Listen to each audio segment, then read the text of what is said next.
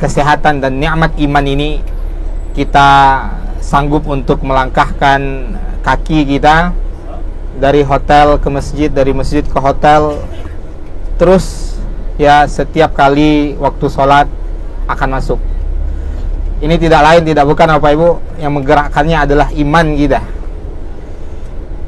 Ya, iman yang ada di hati kita yang menggerakkan langkah kaki kita untuk diringankan, untuk melangkah menuju rumah Allah Subhanahu wa ta'ala. Apalagi rumah Allah yang ada di tempat ini Bapak Ibu adalah rumah Allah yang terbaik di permukaan bumi. Ya, area yang saat ini kita berjalan di atasnya, kita duduk, ya kita tidur, ini adalah tanah haram, ya yang sangat mulia, yang mana pahala satu kali sholatnya saja, kata Nabi SAW, lebih baik daripada 100.000 sholat. Bukan 100.000 pahala Bapak Ibu, 100.000 sholat dibandingkan di masjid-masjid yang lain. Ya bayangkan akan keutamaan yang sangat besar ini Bapak Ibu. Jadi sangat-sangat sayang sekali kalau kita sampai di tempat ini kita ya tidak sholat atau malas-malasan untuk melaksanakan ibadah sholat. Bapak Ibu, para tamu-tamu Allah Subhanahu wa ta'ala yang berbahagia, alhamdulillah juga di antara kesempurnaan nikmat Allah Subhanahu wa ta'ala yang telah Allah berikan kepada kita, telah dimudahkannya kita untuk melaksanakan ibadah umrah. Ya Bapak Ibu telah melaksanakan ihram, Bapak Ibu telah tawaf, telah sa'i, telah tahallul, dan dengan bertahallul maka selesailah ibadah umrah Bapak Ibu sekalian. Dan dengan itu ya kita berharap kepada Allah Subhanahu wa ta'ala agar ibadah umrah ini diterima oleh Allah Subhanahu wa ta'ala. Setelah ibadah Bapak Ibu ada yang harus kita khawatirkan. Apa itu? Apakah ibadah saya ini diterima atau tidak? Harus ada tetap rasa khauf, rasa khawatir, rasa takut dalam hati kita Bapak Ibu, namun diiringi dengan rasa harap.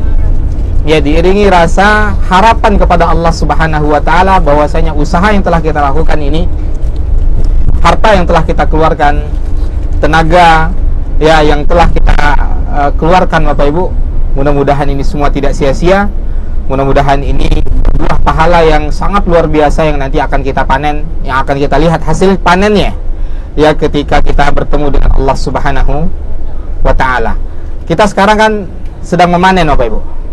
Ya, kita memanen pahala umrah, kita memanen pahala sholat, kita memanen pahala sedekah, kita memanen pahala berbagai macam ibadah dalam kehidupan kita ini dan di tempat yang mulia ini. Namun apakah hasil panen kita itu adalah hasil yang terbaik? Kita belum melihatnya sekarang. Ya bisa jadi nanti ternyata yang kita panen ternyata hasilnya adalah hasil yang busuk, yang tidak diterima oleh Allah Subhanahu wa ta'ala, penuh dengan kotoran, ya tidak layak dan segala macamnya, waliyazubillah. Dan ini yang harus kita khawatirkan Bapak Ibu. Ya kata Nabi alaihi salatu wassalam, apa kata Nabi sallallahu alaihi wasallam, ya'ti yaumal qiyamah, akan datang seseorang pada hari kiamat, ya rajulun, ya seseorang yang membawa amalan pahala yang sangat luar biasa, amsali jibalit tuhamah, bagaikan sebesar gunung Tihamah, kata Nabi sallallahu alaihi wasallam. Dia datang membawa pahala yang sangat besar di hadapan Allah Subhanahu wa ta'ala. Faja'alahu Allahu haba'an mansura. Tapi sayangnya Bapak Ibu, Allah hanya jadikan bagaikan butiran-butiran debu yang berterbangan. Ini sia-sia. Sia-sia sholat yang dia kerjakan, sia-sia umrah yang telah dia laksanakan, sia-sia sedekah yang telah dia keluarkan. Haba'an mansura, bagaikan debu yang berterbangan. Ya, para sahabat khawatir Bapak Ibu. Siapa Bapak Ibu? Kita udah lelah nih, habis umrah ini kan capek Bapak Ibu ya. Lelah. Bayangin kalau Bapak Ibu aja kerja, ya hasil kerja Bapak Ibu nggak diapresiasi oleh atasan, ya atau yang ibu-ibu tidak diapresiasi oleh suaminya, yang suami pun berbuat kebaikan tidak diapresiasi oleh istrinya misalkan. Bayangkan gimana perasaannya, padahal sudah letih-letih mengerjakannya, tidak mendapatkan apresiasi apapun. Ya bagaimana dengan ibadah yang kita lakukan? Ternyata kelak ada orang yang melakukan banyak ibadah tapi tidak mendapatkan apresiasi apapun dari Allah Subhanahu wa ta'ala. Bahkan Allah hancurkan semua ibadah yang telah dia kumpulkan, pahalanya menjadi sia-sia. Sifhum lana ya Rasulullah. Siapa mereka itu wahai Rasul sallallahu alaihi wasallam? Ya, sebutkan ciri-ciri mereka wahai Rasul. Ya, maka kata Nabi, hum min jildatikum, mereka itu orang-orang kalian, artinya orang muslim. Ya, mereka itu yusalluna kama tusallun, mereka itu salat sebagaimana kalian salat. Wa yasumuna kama tasumun, mereka itu berpuasa sebagaimana kalian berpuasa. Lalu salah mereka apa?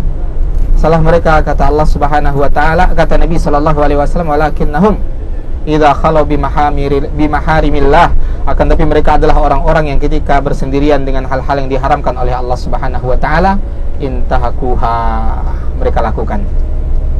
Mereka melakukan maksiat tadi di saat tidak ada orang melihatnya. Padahal dia ahli ibadah. Ya, jangan sampai umroh kita jadi sia-sia. Kenapa? Setelah umroh mata nggak dijaga. Setelah umroh telinga kembali mendengar yang haram. Setelah umroh lisan kembali berbicara hal-hal yang dimurkai oleh Allah Subhanahu wa taala. Setelah umroh tangan masih menzalimi orang. Khawatir kita apa Ibu? Pahalanya menjadi sia-sia. Maka kita kan nggak tahu apa Ibu? Kita nggak tahu ibadah kita itu diterima atau enggak, itu urusan Allah. Ya, itu urusan Allah Subhanahu wa ta'ala. Nanti kita baru melihatnya ketika kita dihadapkan di hadapan Allah. Tapi sekarang kita tidak bisa melihatnya. Akan tetapi para ulama menyebutkan ada tanda-tandanya Pak Ibu. Ada tanda-tanda yang mana apabila tanda-tanda ini ada pada diri seseorang setelah dia melakukan ibadah, ada harapan itu bertanda Allah menerima ibadahnya. Di antara tanda tersebut apa kata para ulama itu keadaan dirinya menjadi jauh lebih baik daripada sebelum ibadah tadi. Kalau sebelum melakukan ibadah umrah, sebelum melakukan ibadah haji, dia orang yang sering melalaikan salat. Setelah umrah, dia menjadi orang yang ingat dan faham akan bahayanya meninggalkan salat. Dia takut meninggalkan salat. Dia akan menjadi rajin, menjadi orang-orang yang selalu menjaga salatnya. Sebelumnya kalau dia masih meremehkan, menyepelekan dosa mata, dosa telinga, dosa hati, dosa lisan, setelah umrah dia merasa khawatir. Saya nih udah ngeluarin biaya sekian, saya udah mengeluarin tenaga, saya udah mengeluarin saya sudah meluangkan waktu, meninggalkan pekerjaan, meninggalkan bisnis dan segala macam. Ternyata ya saya khawatir kalau setelah ini saya tidak diterima ibadah umrahnya. Maka kita harus menjaga sikap kita Bapak Ibu menjadi pribadi yang jauh lebih baik.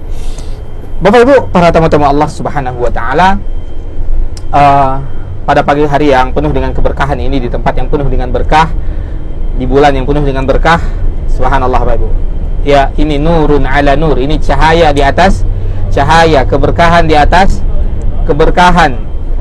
Ya, kita akan kembali melaksanakan sidit kali ini di kota Mekah. Kita akan mengunjungi beberapa tempat yang bersejarah yang ada di kota Mekah Al-Mukarramah. Inilah Mekah Al-Mukarramah Bapak Ibu. Negeri yang dahulu tidak ada penghuninya. Ya, dahulu tidak ada penghuninya, dan ini Ka'bah itu Bapak Ibu terletak di lembah. Artinya dia dikelilingi oleh bukit.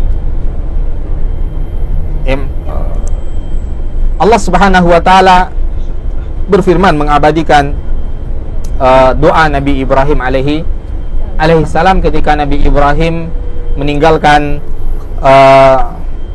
istri tercintanya dan putra sematawayangnya pada saat itu, Nabi Ismail, yang sudah dia nanti-nantikan selama 80 tahun lebih.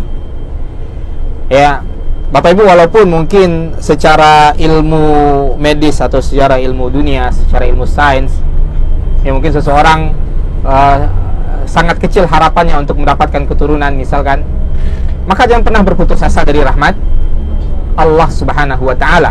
Kita ini ya, ketika kita mengalami suatu kesulitan, kita mengalami suatu hal yang berat dalam hidup kita, ingat kita masih punya Allah Subhanahu wa taala yang akbar, yang jauh lebih besar daripada masalah yang sedang kita hadapi. Maka jangan pernah berputus asa daripada rahmat Allah Subhanahu wa taala. Nabi Ibrahim yang sudah tua berserta istrinya juga yang sudah tua, mereka tidak putus harapan ya untuk mendapatkan keturunan. Mereka selalu berdoa kepada Allah Subhanahu wa taala, Rabbi habli minas salihin. Nabi Ibrahim selalu berdoa kepada Allah, Rabbi, wahai Rabbku, habli, berikan aku hibah. Jadi anak itu hibah, Pak Ibu. Anak itu murni rezeki dari Allah Subhanahu wa taala. Ya. Maka ketika Allah memberikan hibah, memberikan rezeki kepada kita anak, ini sebenarnya aset yang sangat berharga yang ada di hadapan kita, Pak Ibu. Jangan disia-siakan. Inilah aset kita yang akan memberikan kepada kita kebahagiaan di dunia sebelum di akhirat. Ya, ketika aset ini tidak dijaga, ketika aset ini rusak, ya maka yang akan pertama kali dimintai pertanggungjawaban adalah kita sebagai orang tua. Ini kalau modelnya ceramah, Bapak Ibu akan kemana-mana nih ya. Kita kembali ke cerita dulu ya. Mohon maaf Pak Ibu ya. Jadi memang kisah-kisah itu Masya Allah Bapak Ibu, itu memang kisah-kisah yang Al-Quran ya, sepertiganya kisah. Ya sepertiganya tujuannya apa? La ibaratan liulil albab, menjadi ibrah. Ibrah itu jembatan Bapak Ibu. Ibrah, kisah itu kan masa lalu.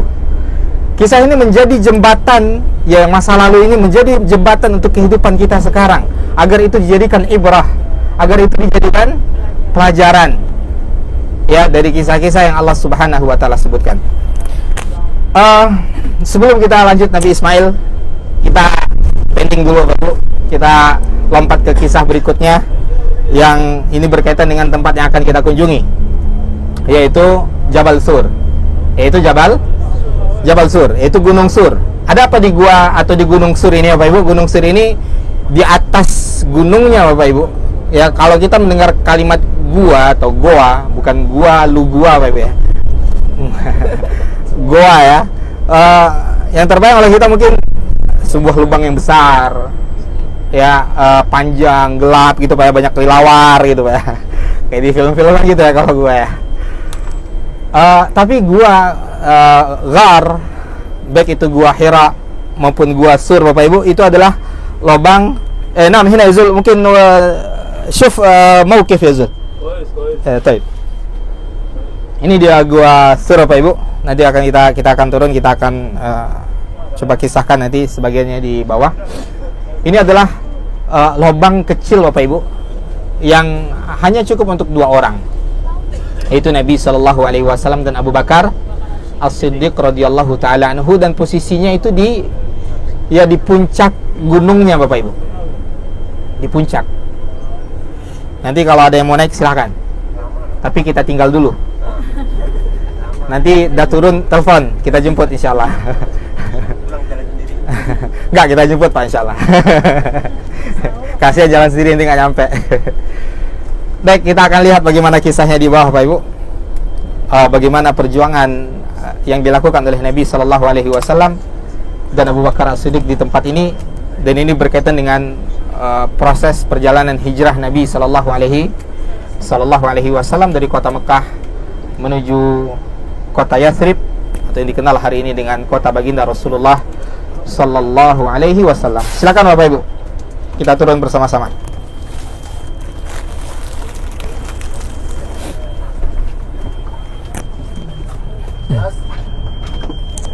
Ya, yalla nazil hina ya. Bentar Bu. Maaf.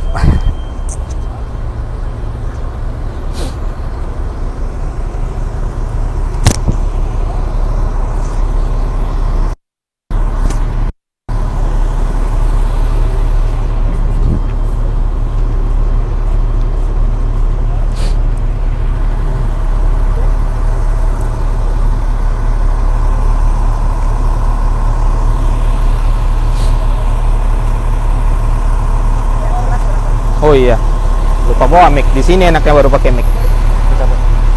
Ya, bawa. Lupa. Ini udah hidup.